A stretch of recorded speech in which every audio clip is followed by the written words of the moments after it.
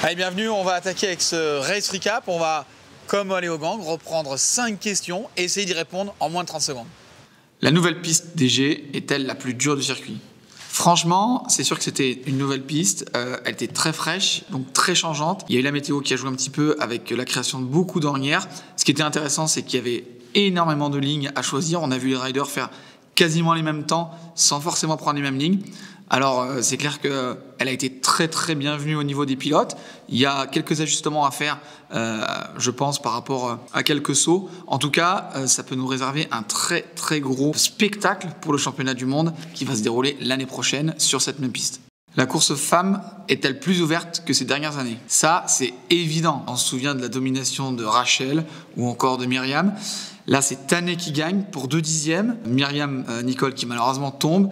Et Camille Bollange qui continue sa progression incroyable, qui prend une confiance, qui vient encore prendre la 3e place. En plus, à chaque Coupe du Monde, on n'a pas le même vainqueur. Donc ça va être vraiment très intéressant de suivre l'évolution. Et puis on pense à Marine qui s'est blessée. C'est vrai que la blessure peut venir peut-être perturber un petit peu ses courses. Un podium 100% français est-il possible? Ça, c'est un petit peu la question rêvée. C'est sûr que c'est clairement possible. En tout cas, on a les forces pour le faire. Quand je pense à Loïc, quand je pense à Loris, là, la victoire d'après là de Thibaut qui est quand même incroyable sous ce run de pluie.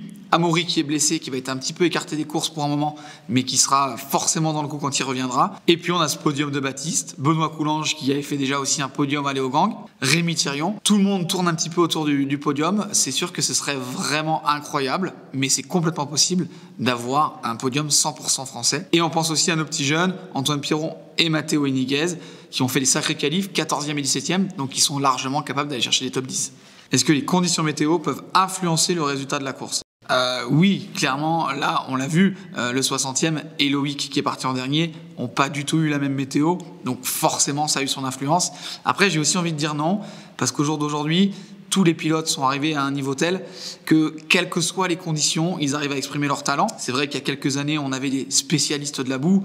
Je repense à Danny Hart à Champéry ou même encore Samil qui avait fait des performances. Là, en ce moment, c'est devenu tellement dense que franchement, les conditions sont plus là pour le spectacle que vraiment faire les écarts. On va finir sur le classement général. Alors le classement général, chez les filles, il est ultra intéressant. On voit Camille avec 390 points, Tané qui a 336 points, Valentina Hall 330 points et enfin Myriam Nicole à 320 points. À peine 16 points d'écart en 3 places. On peut être sûr que ce classement va bouger tout au long de la saison.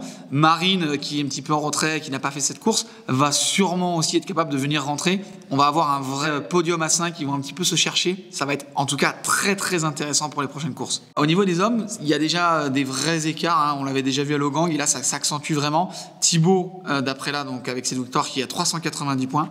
Troy Brosnan qui a 270 points, donc 120 points d'écart. Thibaut accentue son avance. Avec la blessure d'Amaury qui était 3e, qui sort du coup de ce top 3, c'est Baptiste Piron qui vient de remplacer à 193 points. Ça fait quand même 200 points d'écart avec la tête. Le classement homme est déjà en train de se dessiner alors qu'on est qu'à la 2e course. Allez, c'est la fin sur cette Coupe du Monde DG. J'espère que vous avez apprécié toutes nos vidéos, tous nos contenus et on espère vous retrouver très bientôt sur des nouvelles courses.